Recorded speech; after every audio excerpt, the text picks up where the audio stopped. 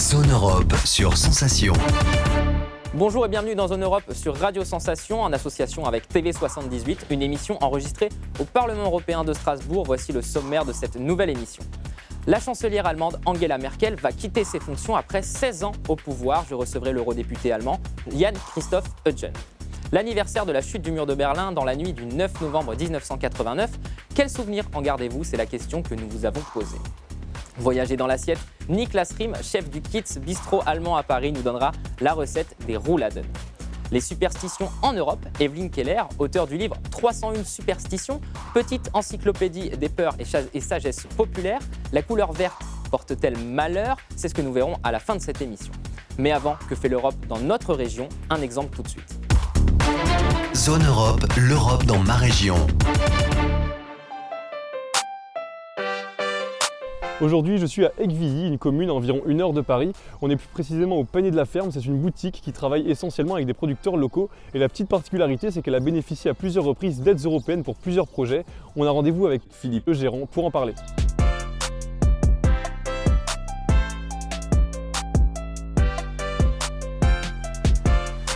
Oui, je m'appelle Philippe, moi je suis agriculteur, donc je suis à Aiguevilly. Je suis plutôt agriculteur en grande culture et je me suis diversifié en regroupant la production locale. Alors la carte, c'est nos producteurs, donc vous voyez que sur la carte principale, donc c'est tous les producteurs qui sont à moins de 30 km de la ferme. Donc c'est principalement tous nos producteurs. Dans un premier temps, Philippe voulait mettre en place des paniers de produits locaux qui distribuaient aux clients. Ce projet a justement été financé à 50% par les fonds européens. L'Europe m'a aidé à constituer tout ce qui était site internet. Grosso modo, j'ai investi 10 000 € au départ et j'ai touché 50% de subventions. Du coup, la boutique est juste en dessous. C'est cette toiture-là qui était fortement abîmée et du coup, on a mis des panneaux photovoltaïques. Donc l'investissement s'élève à peu près à 160 000 € et j'ai touché 25% de subvention, la moitié par l'Europe et la moitié par la région Île-de-France. Le corps de ferme est quand même assez grand et demande beaucoup de frais. Là, on m'a proposé dans une grange qui commençait à être à l'abandon et qui se défraîchissait fortement, de faire des logements étudiants. Donc je vous y amène? Allons-y. Donc là on est devant l'ancienne grange qui était à l'abandon, qui est devenue maintenant des logements étudiants. Les jeunes qui sont là, ce sont des étudiants ou des premiers emplois on va dire. C'est que des meublés et les loyers sont environ 25% inférieurs aux loyers que l'on trouve dans le secteur en équivalent. Avec cette troisième aide européenne, Philippe a donc pu mettre en place ces 6 logements étudiants. Le coût total de ce projet s'élevait à 367 000 €, dont 28% a été financé par des fonds européens. Zone Europe. Le 3 octobre dernier, c'était le jour de la fête nationale en Allemagne. Le 3 octobre 1990, l'ex-RDA et RFA fusionnaient pour former plus qu'une seule nation. La chute du mur de Berlin, le 9 novembre 1989, a été le point de départ de ce processus de réunification. Quel souvenir en gardez-vous? C'est la question que nous vous avons posée. La liberté qui allait être retrouvée et la réunion de 2 peuples allemands qui en fait font qu'un. Écoutez, je me trouvais à Paris. Ça a été vraiment une grande journée de liesse. J'étais pas bien vieux, j'avais 7 ans et je me rappelle très bien que mon père regardait les infos et que j'étais en train de courir après ma sœur et qu'il m'a attrapé sur les genoux en me disant regarde là, il faut que tu regardes la télé parce qu'il se passe quelque chose d'important, le monde est en train de changer. Donc voilà, c'est ça que ça m'évoque comme souvenir. Écoutez, effectivement, c'était un jour particulier. Je me souviens l'avoir vu à la télévision avec tous les jeunes qui cassaient le mur et c'était quelque chose d'impressionnant. C'est toute une époque qui se tournait. Ça me rappelle ma jeunesse, c'était en 89. Ça me rappelle qu'à l'époque, tout était permis. Et je me rappelle que c'était pour moi comme une délivrance, une porte qui s'ouvrait. Déjà, début années 80, il y avait le monde socialiste qui arrivait, c'était plus d'ouverture, de radio libre. Et puis de l'autre côté, en 89, c'était un petit peu la fin de l'Empire soviétique. C'était un petit peu un monde qui s'écroulait. et un autre qui repartait. C'était un passage entre deux mondes. Ça me rappelle la naissance de ma fille parce que ça a eu lieu en mars 1989. Et puis la formidable liesse des personnes qui étaient à l'Est, qui pouvaient retrouver certains des membres de leur famille.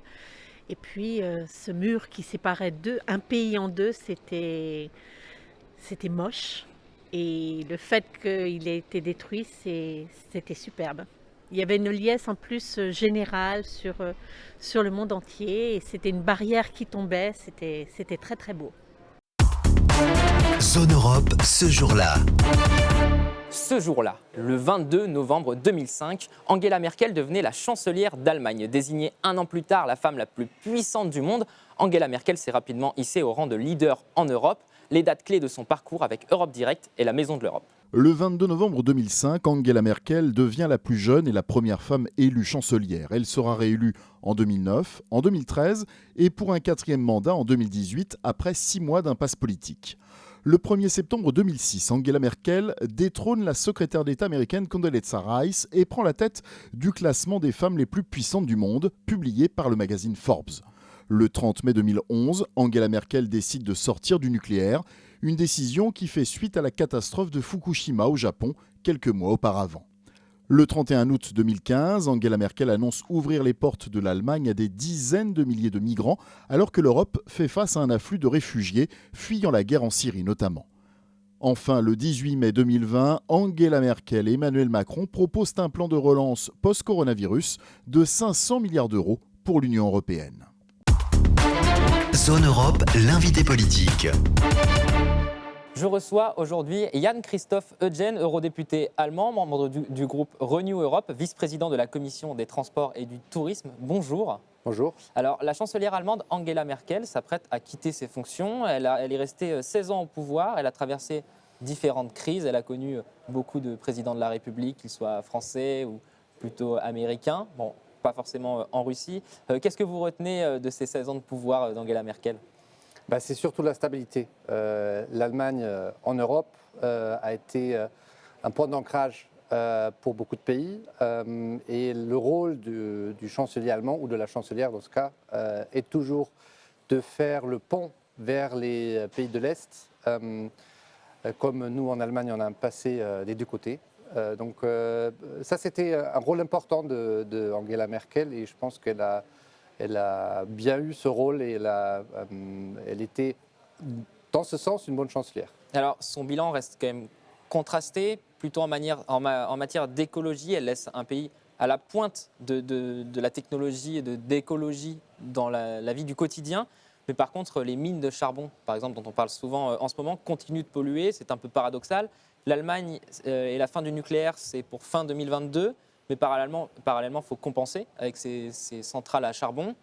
On explique souvent que l'Allemagne a arrêté le nucléaire, mais continue d'acheter de l'énergie nucléaire chez les partenaires étrangers, dont la France. Est-ce que c'est une vraie bonne décision au niveau écologique ? C'est une situation ambiguë, mais le nucléaire, dans la société allemande, c'est une question où il n'y a pas deux avis. Avec le trauma de Tchernobyl, qui a bien eu lieu et où le nuage est arrivé en Allemagne, il y a une forte cohérence dans la société allemande de sortir du nucléaire. Et on mise sur les énergies renouvelables. Ce n'est pas facile parce qu'il n'y a pas tout le monde qui est heureux d'avoir des éoliennes près de chez soi, mais on essaye. Par contre, c'est un défi pour la stabilité du réseau électrique. Et on a encore beaucoup de progrès à faire dans le futur pour vraiment remplacer l'énergie des centrales nucléaires. Parce qu'on va aussi sortir du charbon. Il y a un plan pour ça, déjà voté au niveau national en Allemagne. Et la sortie du charbon, ce sera le prochain grand projet au niveau électrique. Et électrique. Alors, vous le disiez, Angela Merkel a globalement bénéficié d'une très bonne popularité au sein de l'Allemagne. Et pourtant, le magazine américain Time avait titré « Pourquoi tout le monde aime détester Angela Merkel ». Elle ne faisait pas vraiment l'unanimité au niveau international cette fois-ci ? Déjà, en Allemagne, elle ne faisait pas l'unanimité, parce qu'elle était quand même une femme politique conservatrice. Donc, les grandes réformes du pays, et on en a besoin, elle ne les a pas entamées. Donc, c'était un sujet clé aussi à la fin de son mandat, et c'est pour ça que maintenant, il y a beaucoup d'espoir qu'il y a des réformes qui vont débuter. Et on est sur la scène internationale, avec la décision sur la migration en 2015-2016, c'était un moment clé où on était pour ou contre cette décision. C'était une décision très clivante. Et je pense pour ça, il y a beaucoup qui détestent Angela Merkel sur la scène internationale. Et d'ailleurs, vous parliez de cette décision. Cette décision a amené l'extrême droite à faire son retour au Parlement à la suite de cette décision. C'est même la première fois qu'elle entre au Parlement. En 2017. Est-ce que ça montre une vraie scission dans le peuple allemand, comme on le voit ailleurs en France, en Italie, un nationalisme qui prend de l'ampleur finalement? L'extrême droite en Allemagne est quelque chose de nouveau, ce phénomène. C'est apparu beaucoup plus tard que dans d'autres pays européens, et ça a émergé d'abord avec du criticisme contre la politique fiscale européenne. Ça, c'est le début de l'extrême droite en Allemagne. Et après, il y avait cette décision concernant la crise en Syrie et l'accueil des migrants qui a fait grandir l'extrême droite. Mais il reste à 10%. Et ils ont reculé avec les élections qui ont lieu le 26 septembre. Donc, je pense qu'il n'y a pas de vraie scission en Allemagne. Ces élections qui ont eu lieu en septembre ont montré que c'est les partis du centre droit et du centre gauche et du centre-centre qui ont eu du succès, et c'est les extrêmes qui ont reculé. Donc je ne pense pas qu'il y a une vraie scission dans la société allemande. Alors vous parliez de migrants. L'une des crises majeures actuelles, c'est le retour au pouvoir des talibans en Afghanistan. Quelle position doit adopter l'Europe selon vous, et faut-il reconnaître le gouvernement taliban ? Il ne faut pas reconnaître le gouvernement taliban, mais néanmoins, il faut trouver des solutions pour les gens qui sont affectés. Il y a énormément de réfugiés qui ont besoin d'aide, qui fuient un système où on n'a pas le droit de dire ce qu'on pense, où on n'a même pas le droit de jouer de la musique, où les femmes n'ont pas leurs propres droits. Donc, je pense qu'il faut aider dans une situation comme ça. D'abord, les pays voisins de l'Afghanistan qui accueillent actuellement des migrants, et aussi pour un plan d'accueillir des réfugiés qui ont travaillé avec nous en Afghanistan, qui ont travaillé avec la France, avec l'Allemagne, avec d'autres pays occidentaux, avec l'Europe, qui ont travaillé avec nous pour installer la démocratie, la pluralité, et qui ont essayé de faire émerger nos valeurs, qui sont en danger maintenant. Et je pense qu'on a une responsabilité à accueillir ces personnes-là, parce qu'ils ne vont pas pouvoir retourner dans leur pays tant que les talibans sont au pouvoir. Alors on parle de relations franco-allemandes, souvent à la tête de l'Europe, le moteur franco-allemand, on entend souvent ce terme. Alors Angela Merkel, c'est bientôt fini. Le rôle de leader de l'Europe, c'est un rôle que Emmanuel Macron aimerait bien endosser. Est-ce que vous pensez qu'il a suffisamment d'envergure pour endosser ce costume ? Il est le leader en Europe actuellement, parce que l'Allemagne, sous Merkel, était incapable à répondre et à collaborer avec lui à la même hauteur. Rappelez-vous son discours à la Sorbonne et la réponse tardive de l'Allemagne. C'était une occasion manquée. On aura maintenant la situation qu'on aura un nouveau gouvernement en Allemagne, on aura les élections présidentielles l'année prochaine en France. Il y a un nouveau tandem qui va se créer, et j'espère qu'à l'issue de ce tandem, il y a beaucoup d'énergie pour l'Europe, parce qu'il faut faire bouger les choses pour que l'Europe soit pas que dans les têtes des gens, mais aussi dans les cœurs des gens, parce qu'on doit amener des solutions à des problèmes qui sont là, qui sont présents. Et actuellement, on est trop lent dans les processus de décision en Europe. Alors vous parliez de l'élection présidentielle en France en 2022. Est-ce que les Allemands se montrent attentifs à ce qui se passe en France, à ce qui va se passer en France, parce qu'il faut rappeler aussi que la France prendra la présidente tournante du Conseil de l'Union européenne à partir du 1er janvier 2022. Oui, c'est une situation, un moment clé pour l'Europe, parce que la France, en tant que grand pays de l'Europe, elle a une responsabilité de faire avancer des dossiers. Et en Allemagne, notre agenda, c'est d'avoir un nouveau gouvernement avant Noël.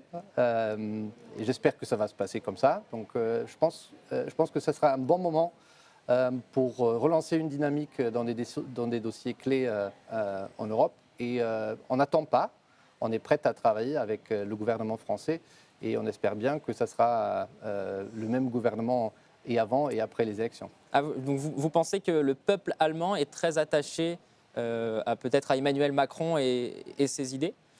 On reconnaît quand même que Emmanuel Macron, il a des idées pro-européennes et il y a une large majorité en Allemagne qui soutient cette idée pro-européenne. Vous pensez que le peuple allemand a peur que Marine Le Pen ou Éric Zemmour, qui n'est actuellement pas encore officiellement candidat, on le saura peut-être d'ici quelques semaines, vous pensez que le peuple allemand a peur que Marine Le Pen arrive au pouvoir en France? Je pense que toute l'Europe a peur que ça arrive et on souhaite au peuple français que ça n'arrive pas parce que ça serait une situation dramatique pour l'Union européenne.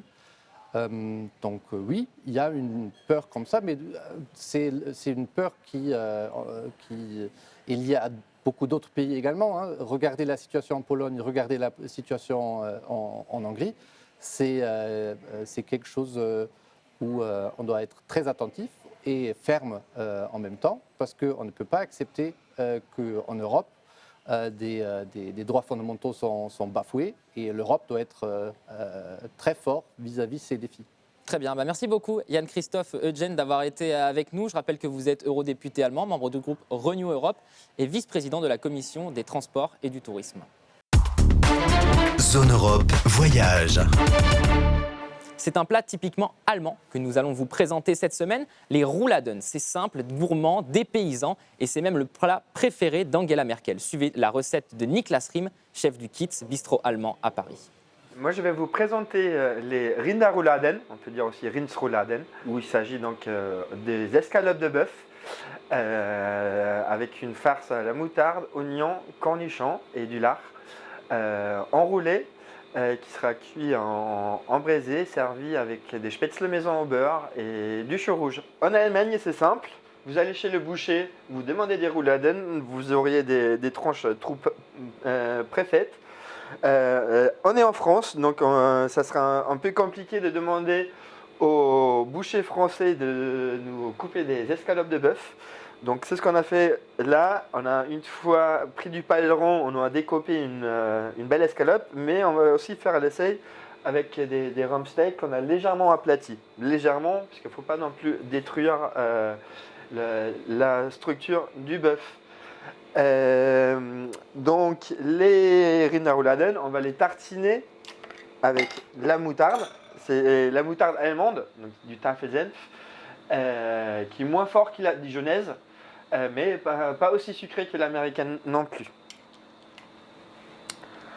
Ou on peut être bien généreux.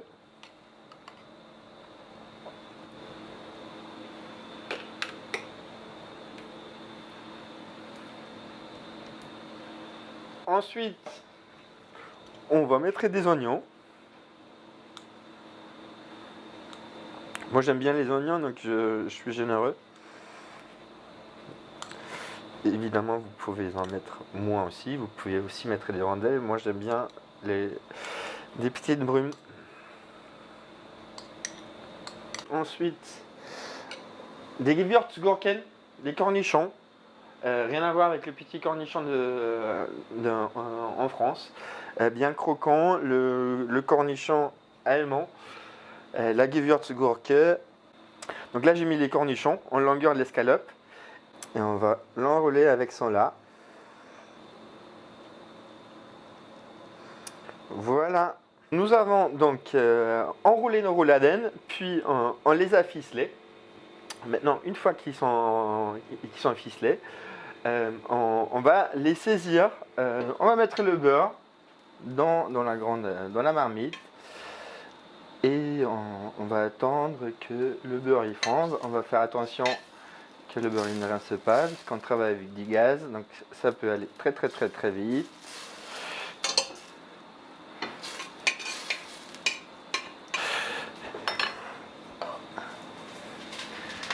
Et on va donc les mettre dedans pour les saisir.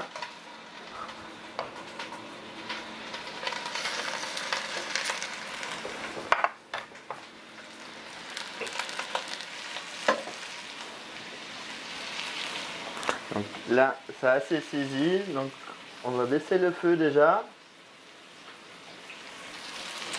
Et maintenant, on va sortir nos roulades qui ont légèrement saisi. Et maintenant, on va commencer à mettre tous nos légumes. Je les ai quand même épluchés. Pour la taille de la casserole, on va couper légèrement. Mais là, les carottes et les oignons, c'est bon en entier. Et les oignons. Et maintenant, on va y ajouter de l'ail, du thym, du laurier et du romarin.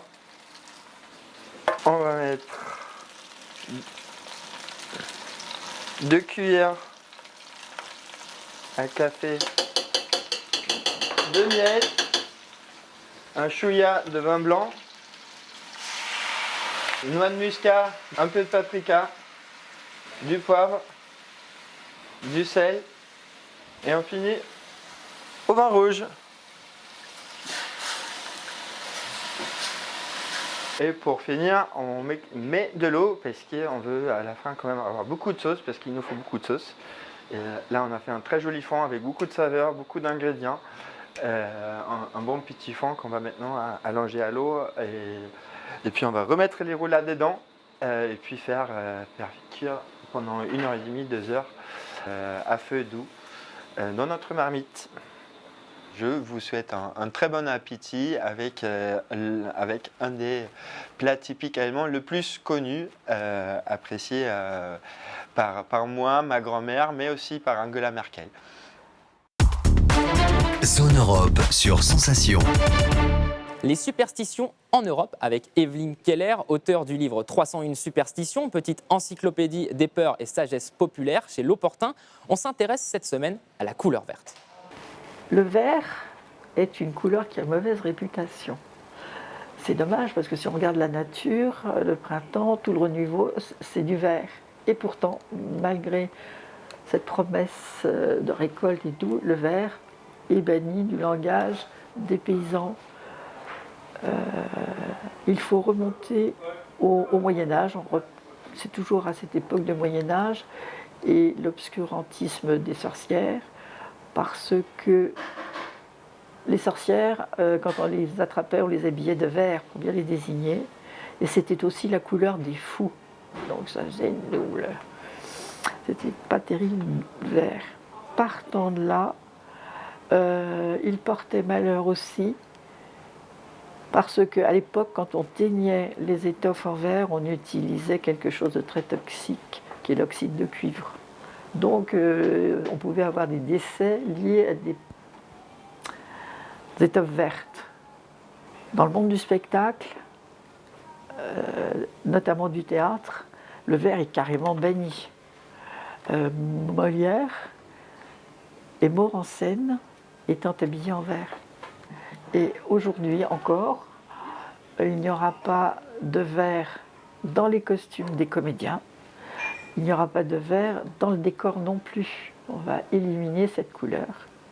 Donc cette mauvaise réputation que l'on fait au vert, elle est valable au contraire en Grande-Bretagne.